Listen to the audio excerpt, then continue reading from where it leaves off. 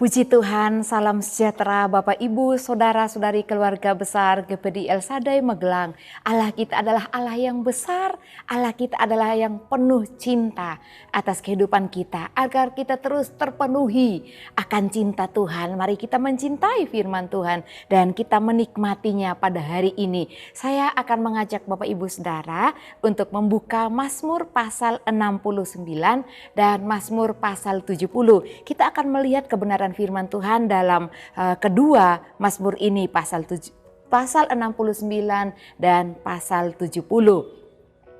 Yang pertama saya akan bacakan Mazmur 69 ayat 33. Bapak Ibu dapat membaca ayat 1 sampai ayat 37.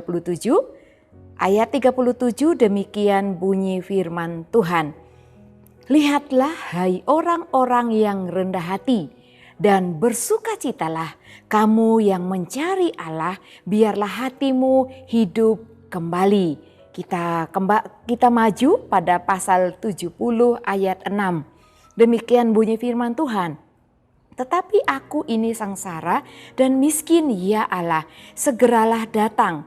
Engkaulah yang menolong aku dan meluputkan aku, ya Tuhan, janganlah lambat datang. Puji Tuhan, Bapak Ibu Saudara yang terkasih dalam Tuhan. Judul renungan kita pada hari ini adalah rendah hati. Mungkin kita sudah pernah belajar tentang rendah hati ya, tapi hari ini kita kembali belajar tentang rendah hati. Rendah hati adalah suatu sikap yang muncul dari setiap pribadi atau setiap insan manusia. Terlebih kita sebagai anak-anak Tuhan yang hidup dalam kasih Tuhan, harus hidup dalam rendah hati atau memiliki sikap rendah hati. Orang yang rendah hati sangat dikenan oleh Tuhan. Dan ciri-ciri orang yang rendah hati tentu banyak sekali. Saya akan membagikan beberapa hal tentang ciri-ciri orang yang rendah hati. Orang yang rendah hati, mereka tidak sombong. Orang yang rendah hati juga senang atau suka menghargai orang lain. Bahkan orang yang rendah hati tidak suka menonjolkan diri atau menyombongkan diri atas kelebihan yang mereka miliki. Meskipun mereka memiliki banyak kelebihan, banyak talenta, banyak kepandaian, banyak kepintaran. Tetapi mereka tidak menonjolkan diri atau tidak menyombongkan diri. Dan juga orang yang rendah hati itu Bapak Ibu Saudara seringkali suka mendahului dalam memberi hormat kepada orang lain. Oleh karena itu, kalau Bapak Ibu memiliki beberapa ciri-ciri ini, berarti Bapak Ibu Saudara adalah orang yang memiliki sikap rendah hati dalam kehidupannya setiap hari. Selain memberi hormat terlebih dahulu kepada orang lain, ia juga selalu mengakui dirinya bukan siapa-siapa atau tidak dapat berbuat apa-apa di luar Tuhan. Tanpa Tuhan, ia bukan siapa-siapa. Tanpa Tuhan, ia tidak dapat melakukan apa-apa. Itu sikap rendah hati dari seorang anak Tuhan. Dan kita belajar pada Mazmur 69, Mazmur pasal 70 ini tentang pribadi Daud.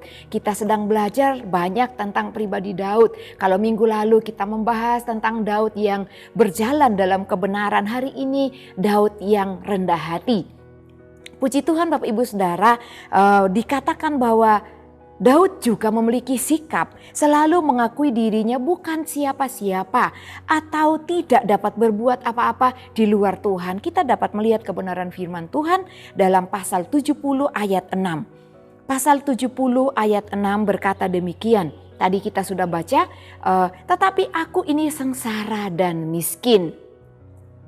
Dikatakan Daud mengakui dirinya di hadapan Tuhan, dia miskin. Dia orang yang sengsara, miskin. Menggambarkan pribadi Daud, Bapak Ibu, mengakui dirinya di hadapan Tuhan bukan siapa-siapa. Meskipun dia dikenal seorang yang suka berdoa kepada Tuhan, yang dekat dengan Tuhan, melakukan banyak hal, mengalami banyak hal di dalam Tuhan. Tapi dia tetap mengakui bahwa dia bukan siapa-siapa. Semua hal yang dia alami, yang dia lakukan itu semua karena Tuhan. Ini sikap rendah hati dari seorang Daud. Dan pada ayatnya yang ketiga pasal 69 ada banyak pengakuan Daud. Bapak Ibu, ini hanya beberapa yang saya ingin bacakan untuk kita semua. Pasal 69 ayat 3 berkata demikian. Aku tenggelam ke dalam rawa yang dalam, tidak ada tempat bertumpu. Aku telah terperosok ke air yang dalam, gelombang pasang menghanyutkan aku. Perhatikan Bapak Ibu Saudara, kata tidak ada tempat bertumpu. Kata tidak ada tempat bertumpu di sini menunjukkan bahwa Daud itu tidak memiliki tumpuan yang lain, tidak memiliki kekuatan yang lain, tidak memiliki perlindungan yang lain atau tempat perlarian yang lain selain Tuhan sendiri. Hanya kepada Tuhan kakinya bertumpu, hidupnya bersandar, hidupnya berharap sepenuhnya kepada Tuhan. Karena ia tidak dapat lari kepada satu manusia pun di sekeliling Daud untuk minta pertolongan atau minta perlindungan. Hanya kepada Tuhan kakiku bertumpu.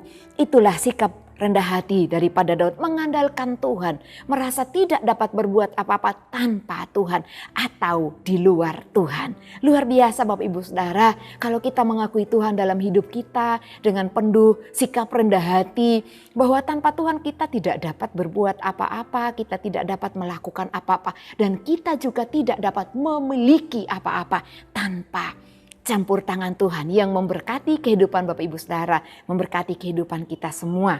Oleh karena itu dalam pasal-pasal ini dalam kitab Mazmur ada banyak sekali diceritakan tentang doa-doa Daud. Kalau di dalam pasal 69 di sana doa Daud meminta keselamatan kepada Tuhan, dan pasal 70 doa Daud minta pertolongan kepada Tuhan.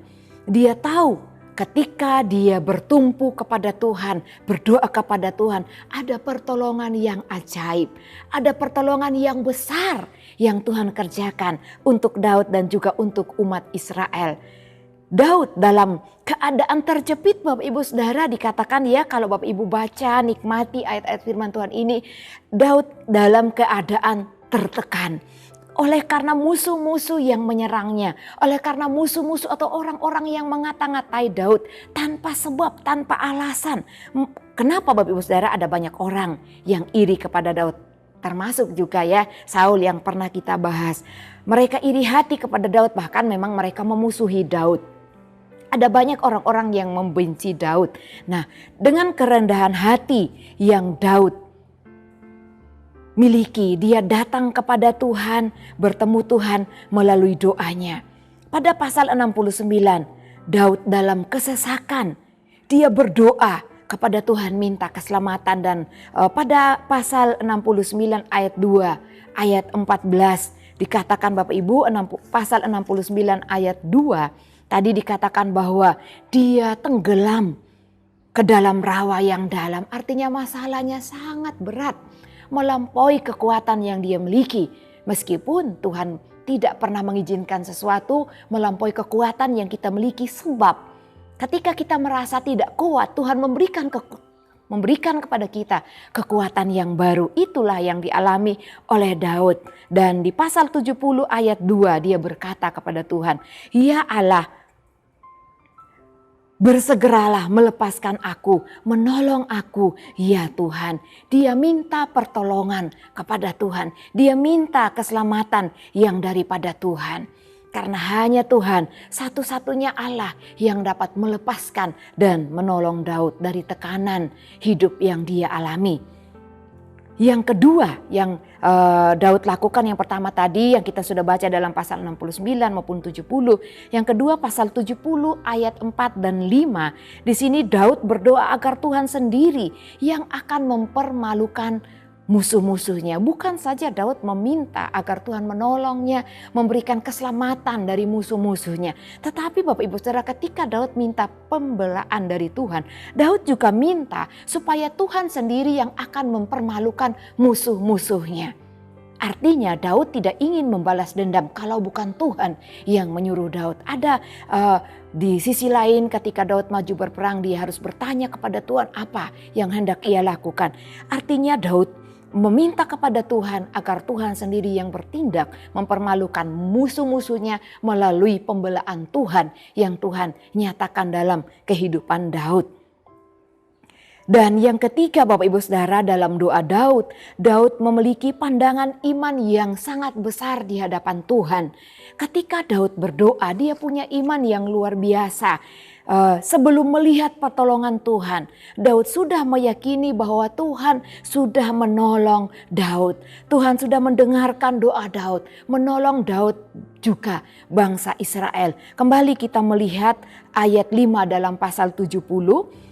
Saya bacakan ayat 5, dikatakan, biarlah bergirang dan bersukacita karena engkau semua orang yang mencari engkau. Yang kedua dalam ayat 5, biarlah mereka yang mencintai keselamatan daripadamu selalu berkata Allah itu besar. Bapak Ibu, ayat 5 ini dari pasal 70 merupakan pengakuan iman yang kuat. Iman yang luar biasa, iman yang besar dari kehidupan Daud.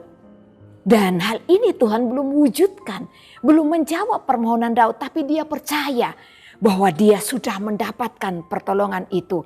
Kadang-kadang Bapak Ibu Saudara, kita dalam hidup ini harus memiliki pandangan Allah, miliki iman yang besar. Apa yang kita minta, percaya kita sudah menerimanya, percaya kita sudah mendapat, dan itu diajarkan dalam Injil. Ya, bahwa apa yang kita doakan, percayalah kita sudah menerimanya. Inilah yang menjadi iman daripada Daud. Dia berkata, biarlah bergirang dan bersukacita karena engkau semua orang yang mencari engkau. Semua orang yang berdoa kepada Tuhan akan mengalami sukacita dan kegirangan karena Tuhan pasti dan akan menolong. Amin. Bapak Ibu Saudara yang terkasih dalam Tuhan ya. Kita harus punya iman yang seperti ini. Jangan iman yang ragu-ragu, berdoa iya ya kalau Tuhan tolong, iya ya kalau Tuhan jawab. Tapi percayalah Tuhan sudah menolong, Ebenezer. Tuhan sudah menolong dan pasti akan menolong kehidupan kita ke depannya. Baik dalam menghadapi pergumulan apapun dalam hidup kita. Biarlah mereka mencintai keselamatan daripadamu. Dan yang paling luar biasa Bapak Ibu, mereka akan berkata, Daud berkata kepada Tuhan, bahkan bukan bangsa Israel, Daud sendiri akan berkata Allah itu besar. Dalam ayat 5, Allah itu besar.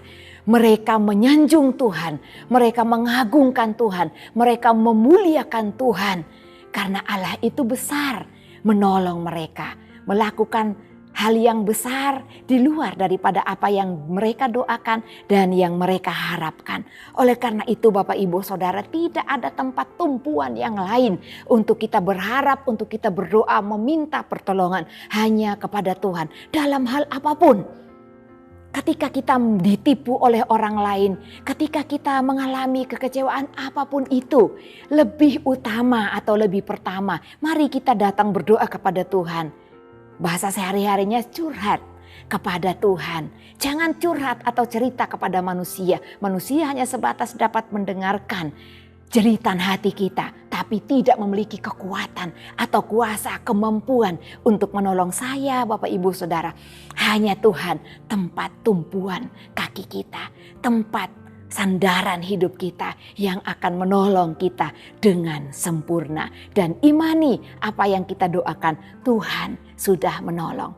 Puji Tuhan, Tuhan mengasihi orang yang rendah hati, miliki kerendahan hati di hadapan Tuhan, agar Tuhan menjawab doa-doa kita. Dalam Yakobus 4 ayat 6 dikatakan bahwa Allah menantang orang yang congkak, orang yang sombong, yang tidak mengandalkan Tuhan. Tetapi Tuhan mengasihani, Tuhan mengasihi orang yang hidup dengan rendah hati. Bapak Ibu dapat baca dalam Yakobus 4 ayat 6. Puji Tuhan, Tuhan Yesus memberkati kita semua. Mari kita berdoa. Haleluya. Terima kasih Bapa yang kami sangat hormati. Terima kasih Tuhan Yesus. Engkau Allah yang kami sanjung di dalam kehidupan kami ini. Kami juga Tuhan rindu firman-Mu terus penuhi kehidupan kami. Karena kami merindukan kepenuhan yang daripada Engkau. Daud memiliki kerendahan hati dalam setiap aspek kehidupannya. Karena dia penuh oleh karena kepenuhan Allah dalam hidupnya. Dalam setiap keadaan apapun, dia selalu datang merendahkan diri dalam doanya kepadamu. Karena hanya Engkau Allah yang sanggup menolong Daud, bahkan menolong kami semua umat-Mu yang percaya kepadamu. Tuhan berkati keluarga GPD El Shaddai Magelang, umat-umat yang bersandar dan yang terus berdoa hanya kepada Tuhan, tidak mencari pertolongan kepada manusia, tapi mengutamakan Tuhan dalam setiap langkah kehidupan umat-Mu. Tetapi keluarga GPD El Shaddai Magelang akan menerima kuasa kalau Roh Kudus turun ke atas keluarga besar GPD El Shaddai Magelang, dan keluarga GPD El Shaddai Magelang akan menjadi saksimu. Ya Tuhan, biarlah nama-Mu dipermuliakan sekarang dan sampai selama-lamanya di dalam kehidupan kami hari lepas hari. Dalam nama Tuhan Yesus kami berdoa. Haleluya. Amin.